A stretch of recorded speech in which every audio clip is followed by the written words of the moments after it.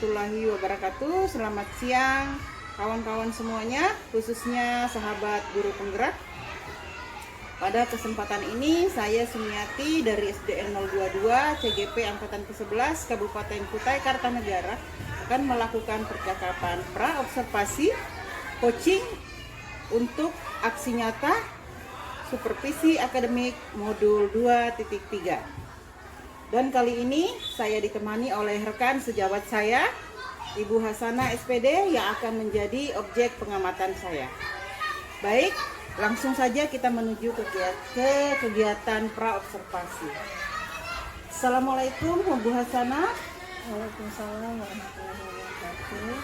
Baik, bagaimana kabarnya Ibu hari ini? Alhamdulillah baik dan luar biasa. Alhamdulillah. Baik Bu Hasanah, pada kesempatan kali ini saya akan melakukan kegiatan pra-observasi. Jadi ini tujuannya agar nanti ketika Ibu di kelas, ketika Ibu melakukan pembelajaran, Ibu lebih siap dan juga lebih percaya diri dengan berbagai hal yang telah kita bahas setelah ini. Baik Bu Hasanah, jadi pada kegiatan pra-observasi ini ada beberapa pertanyaan yang akan saya ajukan. Boleh ya Bu ya? Baik, alhamdulillah. Bu Hasanah, untuk pertanyaan pertama terkait pembelajaran nanti yang akan Ibu lakukan di kelas, kira-kira tujuan pembelajaran seperti apa yang akan Ibu terapkan nanti di kelas? Baik Bu, di dalam pembelajaran nanti saya akan memberikan tujuan pembelajaran, yaitu menjelaskan pengertian rantai makanan, kemudian mengidentifikasi komponen-komponen dalam rantai makanan, yaitu produsen, konsumen, dan pengurai. Kemudian yang ketiga, menyusun contoh rantai makanan sederhana dan menjelaskan hubungan antar komponen dalam rantai makanan, serta menjelaskan pentingnya menjaga keseimbangan ekosistem. Keseimbangan ekosistem. Oke, baik. Jadi nanti ini materinya tentang rantai makanan ya Bu ya? Oke. Dan keseimbangan ekosistem. Kemudian untuk arah pengembangannya dari siswa Ibu, kira-kira apa yang bisa mereka kembangkan setelah Ibu melakukan pembelajaran nanti? Di sini saya lebih menekankan pada keterampilan peserta didik, karena nantinya peserta didik akan beraktivitas untuk menemukan rantai makanan pada ekosistem hutan, ekosistem laut, ekosistem sungai, dan lain-lain. Ada berbagai ekosistem ya Bu ya.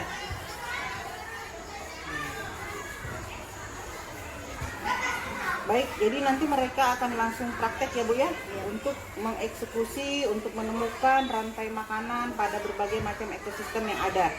Seperti itu Bu? Ya. Oke, baik. Selanjutnya untuk model pembelajaran yang akan Ibu gunakan nanti apa itu kira-kira? Di sini saya akan menggunakan model pembelajaran PJBL, yaitu Project Basic Learning. Berarti menggunakan PJBL ya Bu ya? Tentu nanti akan ada sintak-sintak yang sesuai dengan PJBL tersebut ya Bu ya? Oke. Kemudian untuk kegiatan pembelajaran nanti, kira-kira strategi pembelajaran seperti apa yang Ibu gunakan? Baik, saya akan menggunakan strategi pembelajaran yang mengarah kepada pembelajaran yang berdiferensi. Di sini saya akan lebih menekankan kepada diferensiasi proses dan diferensiasi konten. Oke. Baik, berarti diferensiasi proses dan diferensiasi konten ya Bu ya? Produk. Produk. Oh ya, Masya Allah. Lalu proses dan konten. Lalu untuk diferensiasi prosesnya itu nanti seperti apa? Saya akan melihat dari peserta didik berdasarkan kesiapan belajar peserta didik, dan mereka nanti akan diberikan tugas yang berbeda-beda. Ya, berarti pemetaannya dilakukan berdasarkan kesiapan belajar ya Bu ya? Kesiapan belajar. Kemudian untuk kontennya nanti peserta didik akan seperti apa itu? Di sini anak-anak akan saya ajak membuat diorama rantai makanan. Diorama. Diorama rantai makanan sesuai dengan minat dan gaya belajar mereka masing-masing. Oh iya, diorama rantai makanan Bu ya.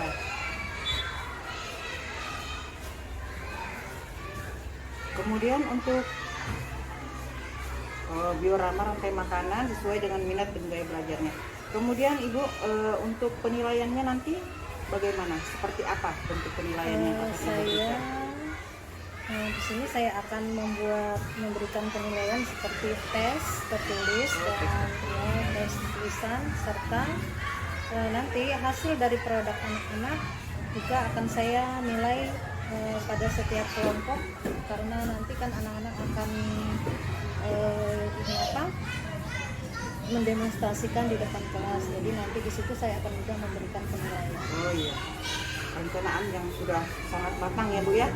Oke, dari tujuan pembelajaran, kemudian strategi dan sebagainya sudah Ibu siapkan. Kemudian sasaran kelas yang akan kita tuju nanti kelas berapa itu? Ya baik Bu, berhubung saya mengajar di kelas 5, maka nanti sasaran di kelas 5. Kelas 5A Bu ya? Oh 5A. Di jam keberapa itu Bu? Jam pertama dan kedua.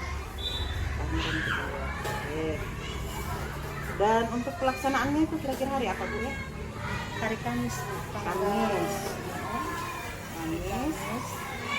Tanggal 17. Oh Februari, oke.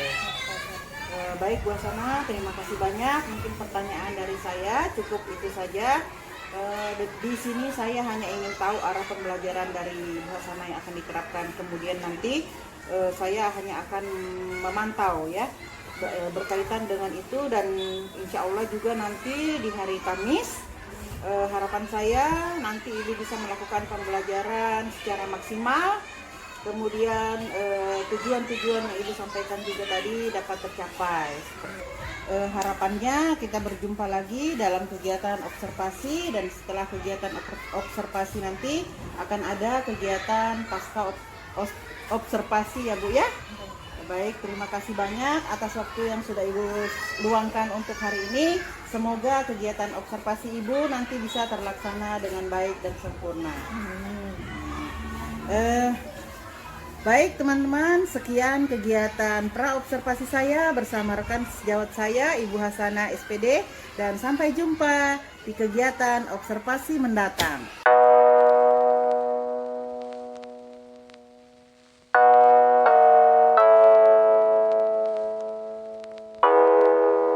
Assalamualaikum warahmatullahi wabarakatuh. Halo sahabat guru penggerak semuanya. Kali ini saya akan melakukan video perekaman kegiatan observasi kelas. Pada kegiatan sebelumnya kami sudah melakukan kegiatan pra-observasi, dan hari ini adalah kegiatan observasi atau aksi pengamatan. Bagaimana Ibu? Apakah Ibu sudah siap? Alhamdulillah, terima kasih banyak. Nanti ketika Ibu sudah mengajar, saya akan duduk di belakang dan mengamati Ibu. Oke, terima kasih. Assalamualaikum warahmatullahi wabarakatuh. Assalamualaikum warahmatullahi wabarakatuh.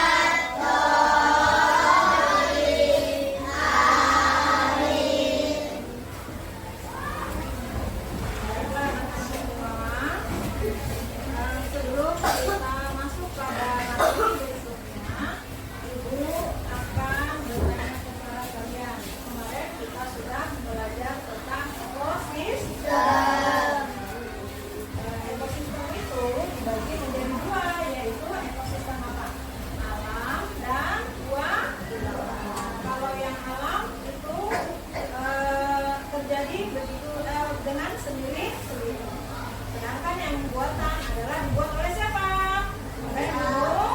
Nah, seperti yang Ibu telah sampaikan pada pertemuan yang lalu, pada hari ini kita akan belajar tentang rantai makanan. Ya. Nah, anak-anak, karena kita akan belajar tentang rantai makanan, Ibu mau bertanya kepada kalian, apa yang kalian makan di rumah? Ada apa lain? Sayur, apa lagi? Ayam, terus ikan, telur, dan lain. Berasal dari mana makanan kita?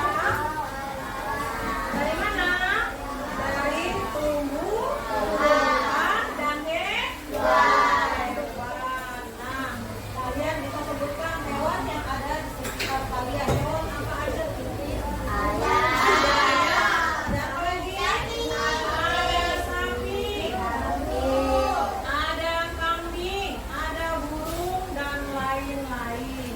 Ya, jadi semua hewan-hewan tersebut membutuhkan makan. Bagaimana kalau dia tidak makan? Mati hewan-hewannya. Kalau hewan-hewannya mati, maka kita juga akan mati karena kita juga tidak akan dapat makan. Maka penting ya kita menjaga kelestarian ekosistem supaya ekosistem itu tetap seimbang. Nah, tadi kalian sudah menyebutkan. Coba salah satu hewan di sekitar kalian apa? Ayam. Bentar, ayam makannya apa? Nasi. Ada lagi yang lain? Beras. Nah, sekarang Ibu tanya, beras itu berasal dari mana? Dari tumbuh. Dari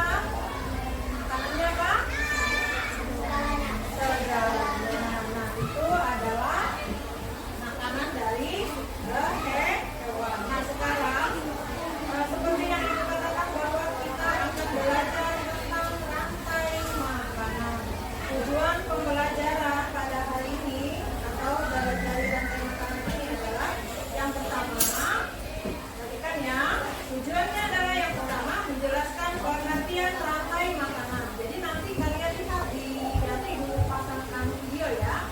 Kalian lihat di situ ada apa sih yang dimaksud dengan rantai makanan. Yang kedua, menyebutkan komponen dalam rantai makanan. Apa saja sih yang ada di dalam rantai makanan itu komponennya ya. Kemudian menyusun contoh rantai makanan secara sederhana. Kemudian menjelaskan hubungan antar komponen dalam rantai makanan. Dan yang terakhir adalah menjelaskan pentingnya menjaga keseimbangan dalam ekosistem. Nah, baiklah anak-anak, untuk ini ibu akan menyiapkan video pembelajaran tentang rantai makanan. Ya, kalian simak semuanya, jangan ada yang berbicara, simak benar-benar apa yang disampaikan di dalam video ini ya. Setelah itu baru kita membuat diorama rantai makanan. Baik anak-anak, simak ya.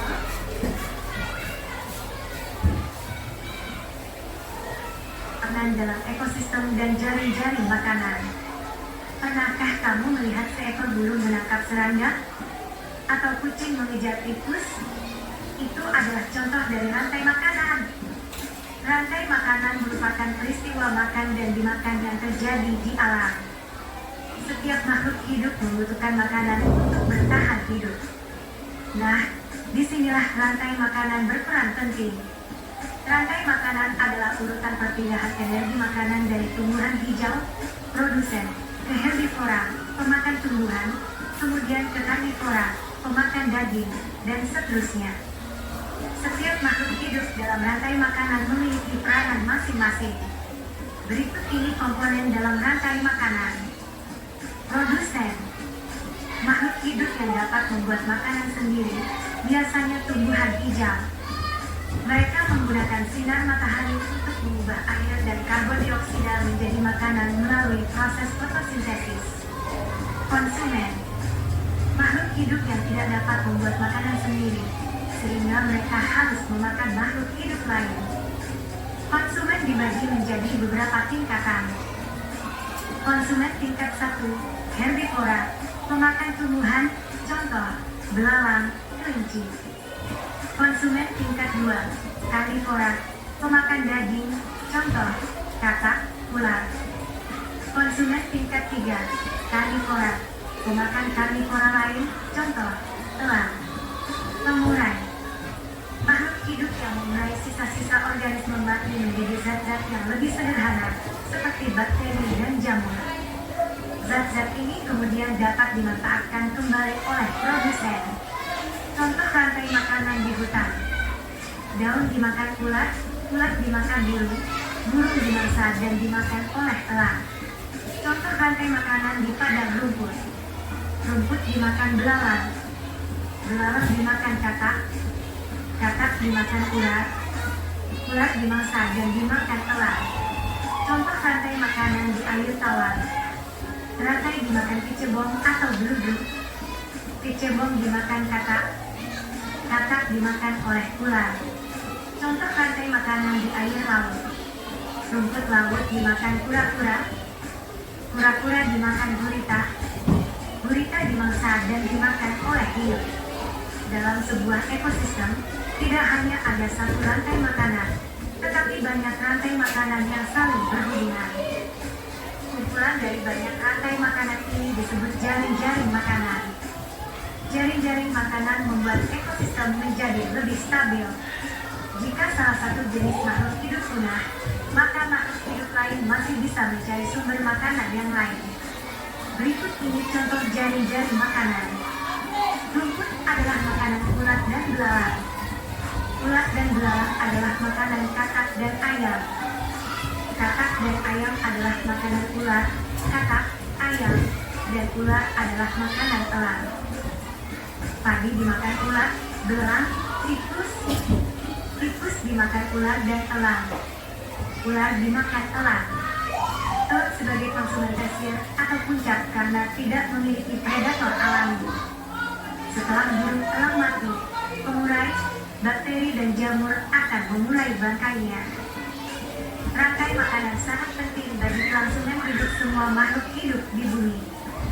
Jika salah satu mata rantai terputus, maka keseimbangan ekosistem akan terganggu. Misal jika populasi serangga berkurang drastis, maka populasi burung pemakan serangga juga akan berkurang. Rantai makanan adalah salah satu cara alam untuk menjaga keseimbangan ekosistem. Melalui rantai makanan, energi dari matahari disalurkan dari produsen ke berbagai tingkatan konsumen hingga akhirnya diurai oleh pengurai. Dengan memahami rantai makanan, kita dapat lebih menghargai dan melindungi setiap makhluk hidup dalam ekosistem.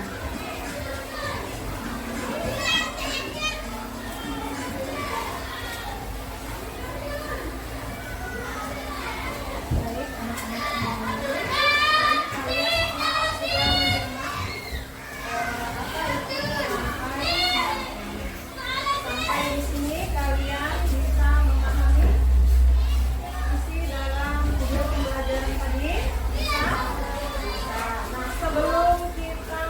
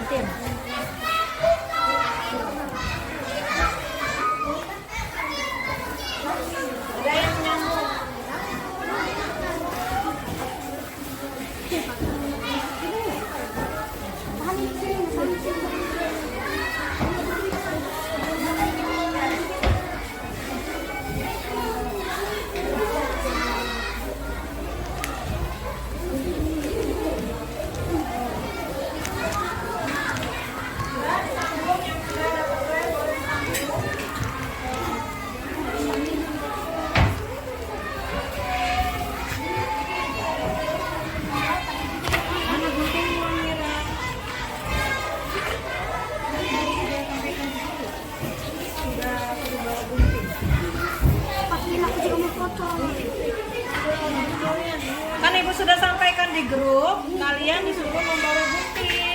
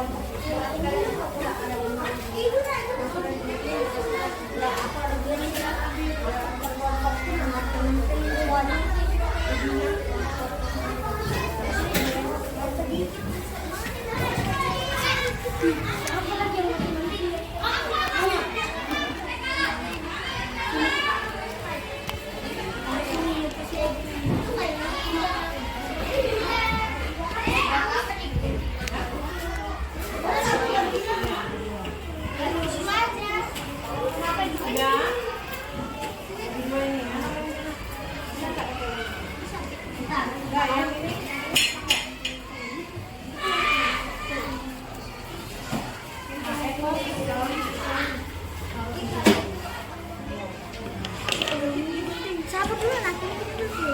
Ini caranya apa? Ini digunting bagus banget biar Oh ini nanti cara sini. di sini. Jangan kebalik kok ya. Tanda panahnya juga jangan sampai kebalik. Coba dulu.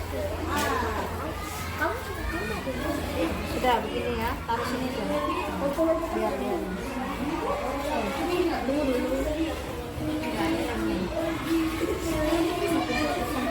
Gak usah nungguin yang ini kan nanti gak selesai.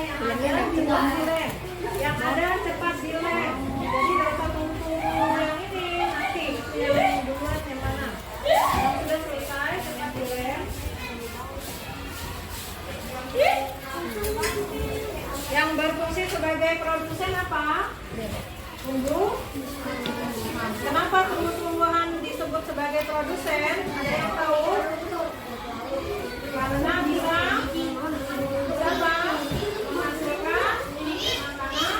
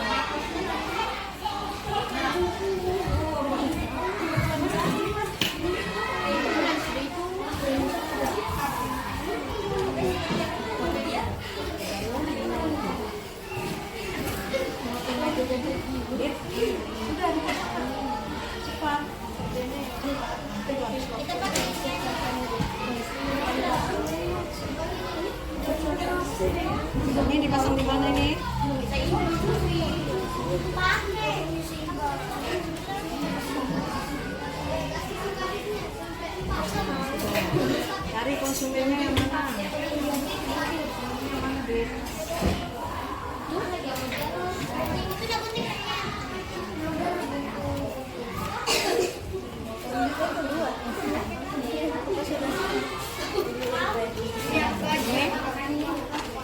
Ini konsumennya, produsennya.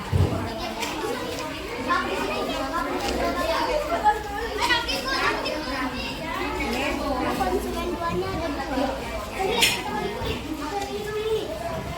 Itu konsumen 3 satu.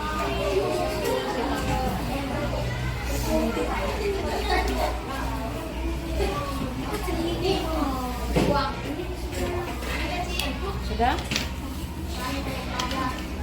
Cepat pasang sudah, yang sudah ada pasang, baru tulis ke apa produsen mana apa pasang sama-sama.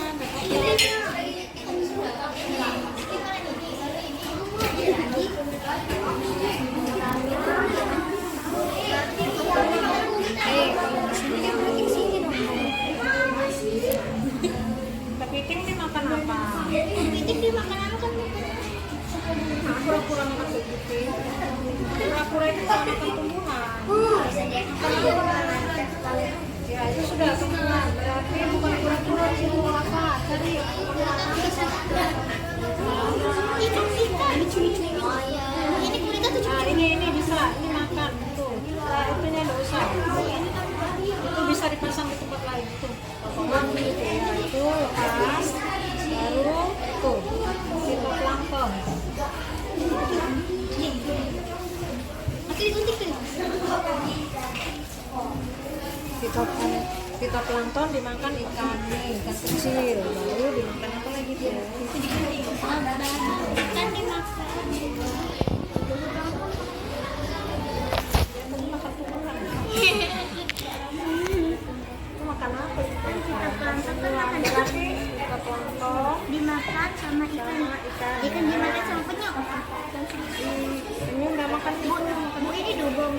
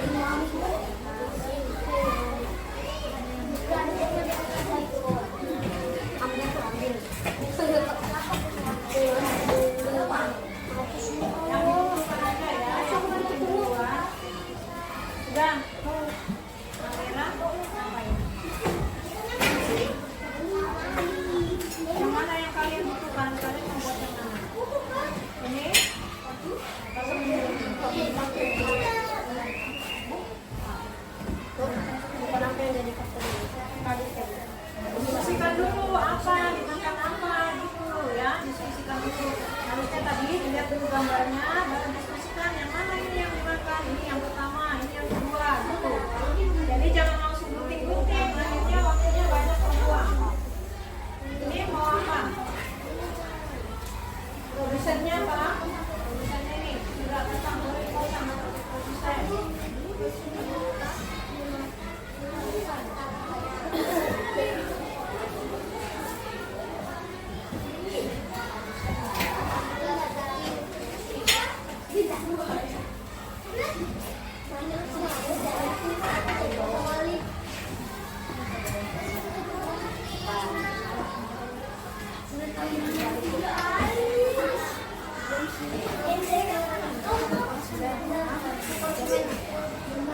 Dia yang pasang obat.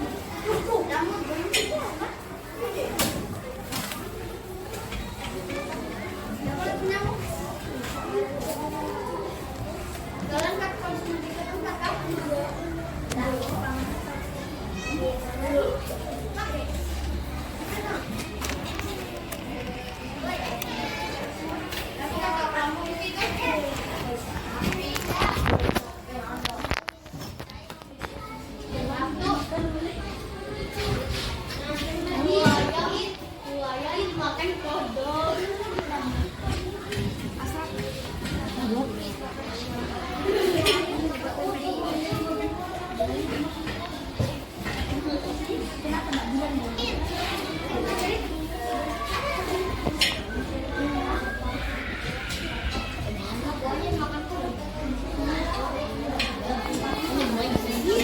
Kodok sih.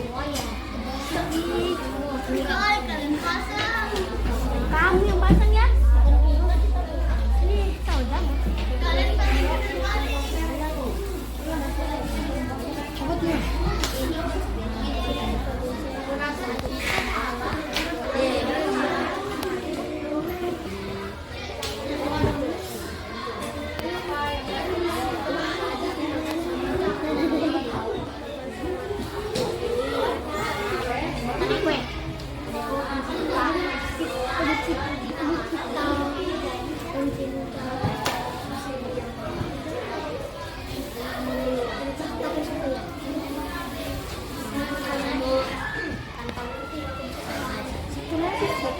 Kenapa jadi kodok dimakan buaya?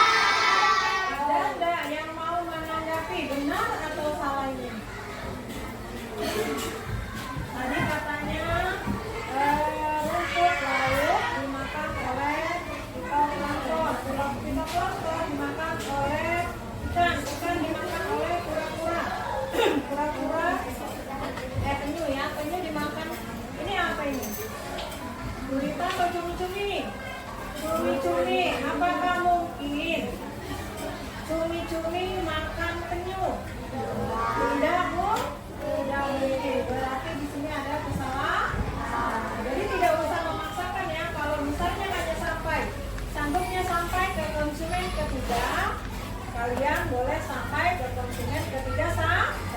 Jadi tidak usah dipaksa. Berarti di sini ada apa? Ada kesalahan bahwa tidak mungkin cumi-cumi makan apa namanya ini? Baik ya. Jadi perhatikan lagi, dia bagus ya, temannya sudah bagus ya, sudah berani untuk mempresentasikan hasil karyanya. Tepuk tangan untuk kelompok 1. Terima kasih. Sekarang kelompok 2.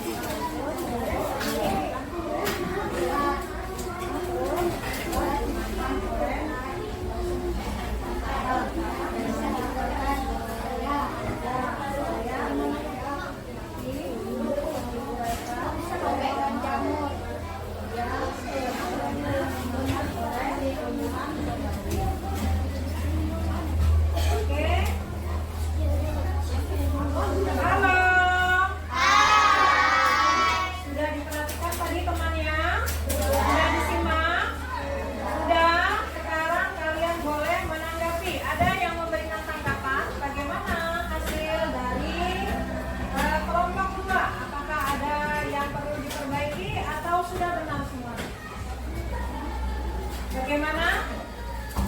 Ayo dari kelompok 3, kelompok 4, kelompok 5 bagaimana? Kelompok 1 apakah sudah benar? Sudah? Ya, baiklah, baik ya anak-anak. Di sini Ibu rasa ini sudah benar ya. Jadi yang pertama adalah rumput ya, atau tumbuh-tumbuhan katanya dimakan oleh ulat. Benar? Benar ya, karena ulat memakan tumbuh-tumbuhan ya. Kemudian ulatnya dimakan oleh katak. Benar? Boleh ya, bisa. Kemudian kataknya dimakan oleh buaya. Ya boleh ya. Kemudian buaya ketika mati akan diuraikan oleh bakteri dan jamur. Kemudian setelah itu setelah diuraikan maka dia dimakan oleh tumbuh-tumbuhan kembali. Tepuk tangan buat kelompok 2.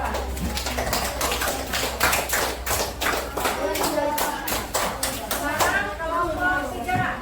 Boleh maju semuanya.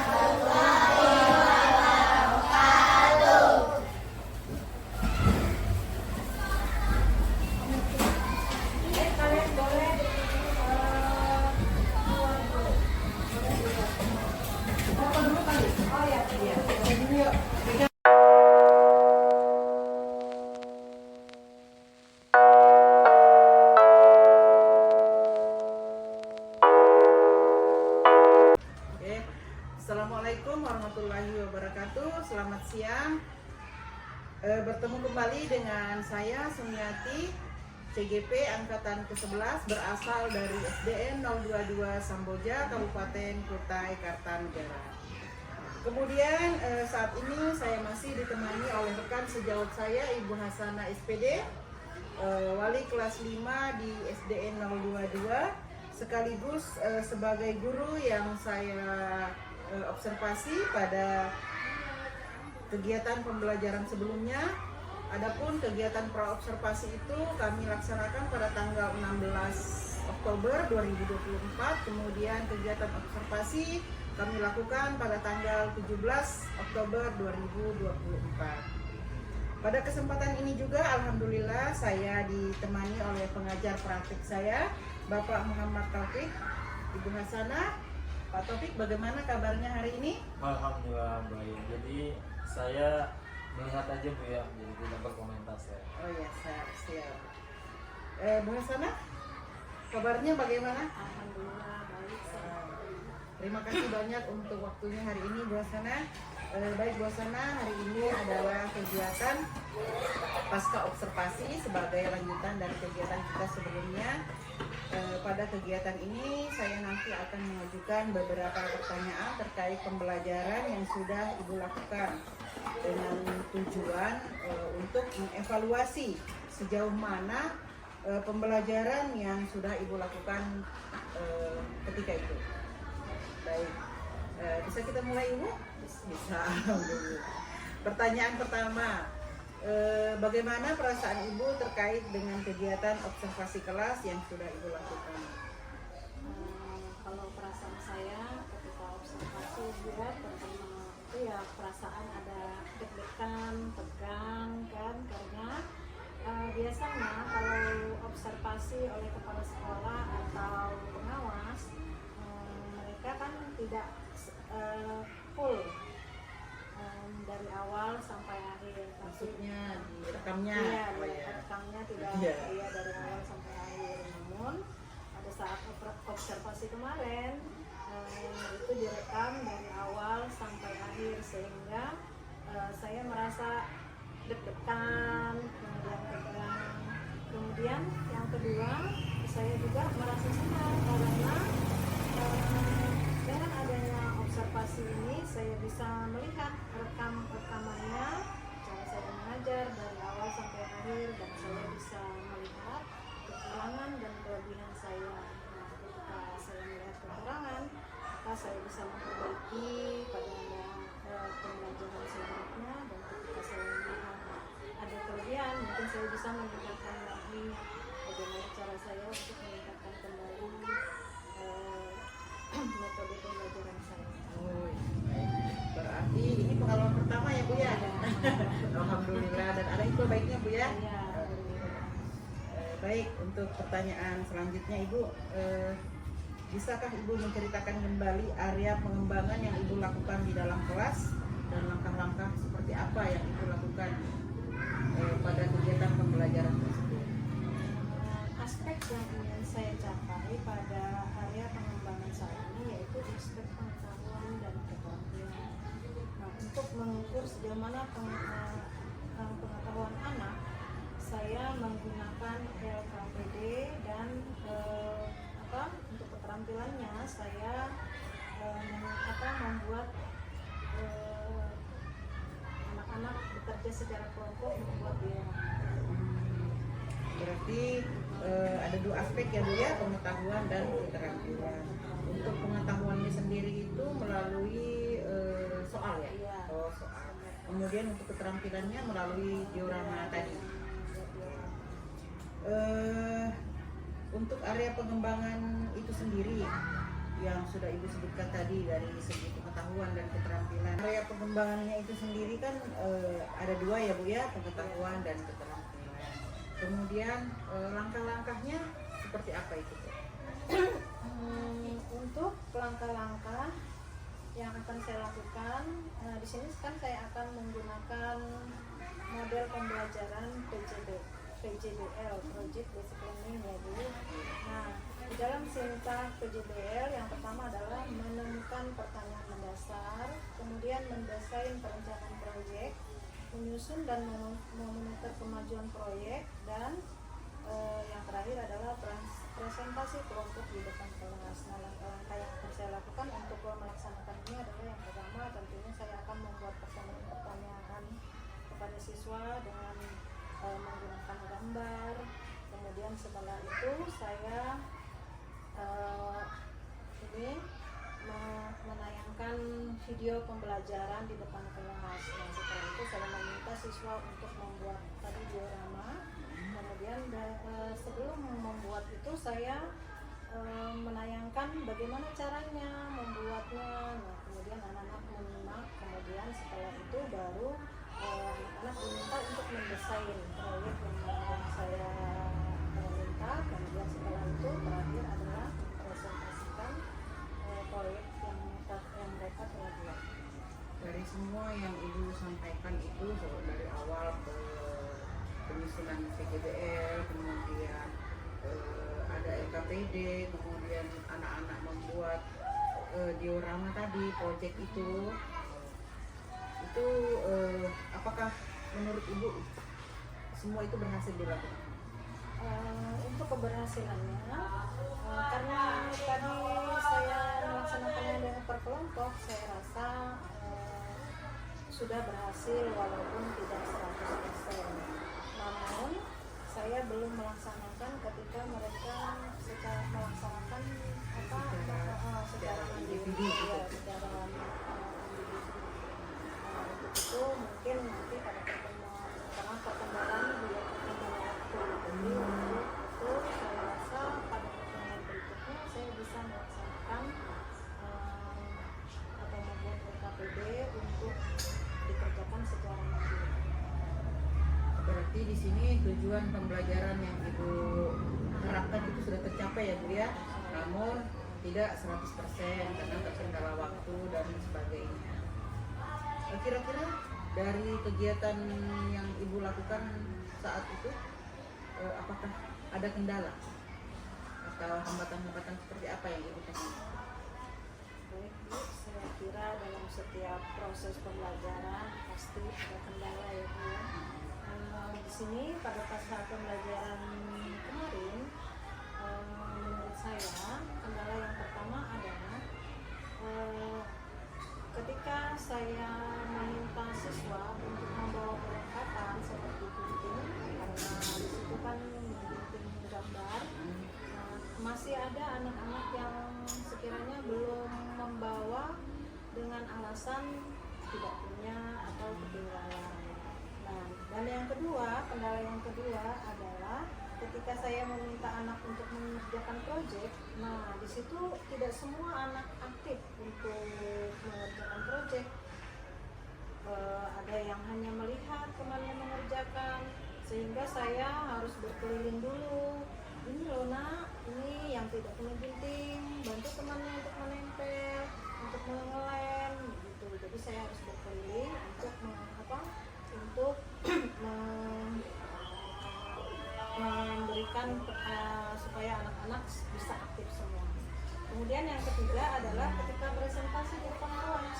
Nah, masih banyak anak atau masih ada anak yang masih malu-malu atau tidak percaya diri, sehingga ketika disuruh presentasi saling dorong-dorong, kamu aja, sehingga saya berinisiatif untuk memilih salah satu dari mereka untuk saya anggap mampu untuk presentasi.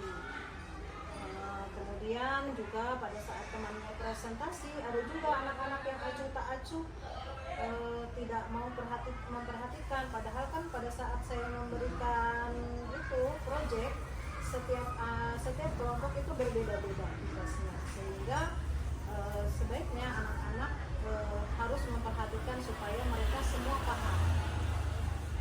Jadi seperti itu kendalanya ya Bu ya. Banyak pertama dari waktu, kemudian dari murid itu sendiri pun bermacam-macam. Ada yang tidak membawa perlengkapan, kemudian ada yang masih belum percaya diri. Tapi nanti kan itu kan proses pembelajaran Bu, insya Allah. Nanti kalau kegiatan seperti itu sering-sering dilaksanakan, insya Allah nanti juga kepercayaan diri murid itu nanti akan berkembang sendiri. Kemudian pertanyaan terakhir Bu, pendukung, kira-kira faktor pendukung dari ketika ibu melaksanakan pembelajaran itu apa saja?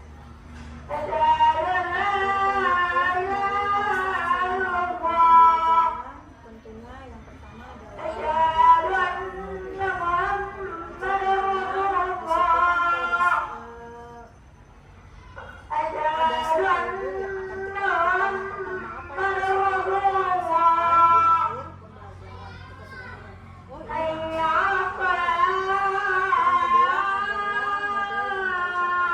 sebelum mengajar kan kita harus tahu kemudian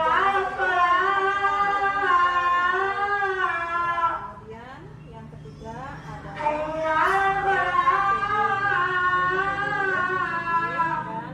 Perlengkapan pembuatan diorama ya Bu.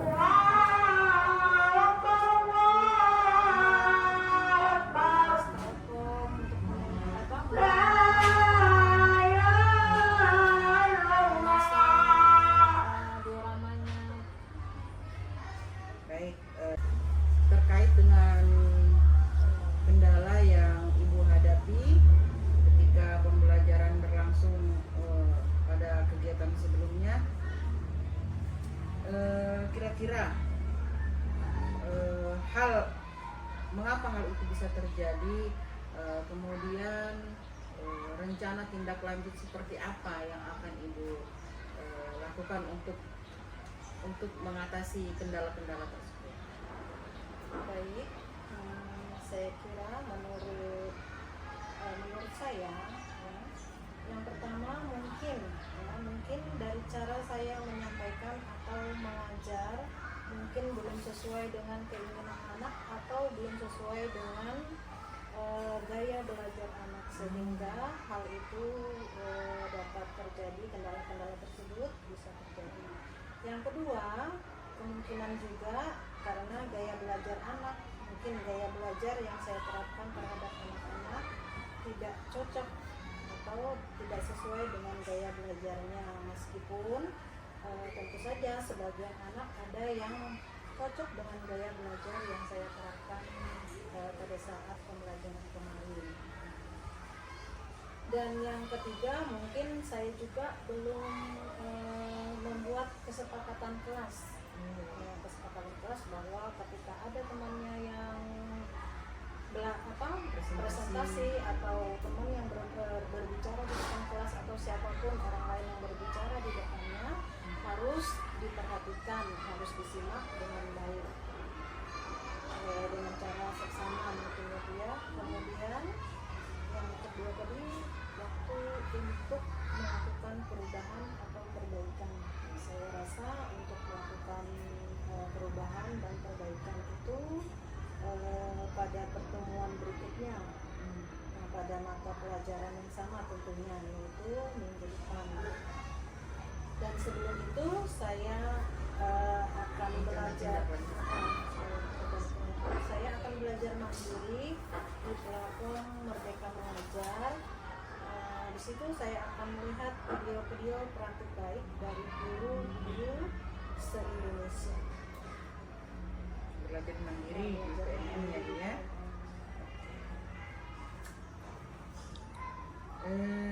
Baik,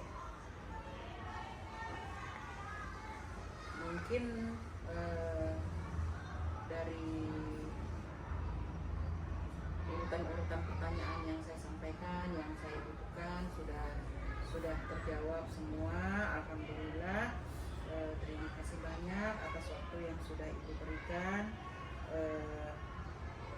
untuk mendukung kelancaran kegiatan tugas saya kali ini. Terima kasih banyak, terima kasih juga waktunya Pak Taufik. Iya. Baik, teman-teman, sahabat-sahabat calon guru penggerak angkatan 11, itulah percakapan pasca observasi yang saya lakukan hari ini pada tanggal 13 November 2024. Terima kasih atas perhatiannya, dan saya juga ingin mengucapkan terima kasih atas kolaborasinya hari ini. Assalamualaikum warahmatullahi wabarakatuh.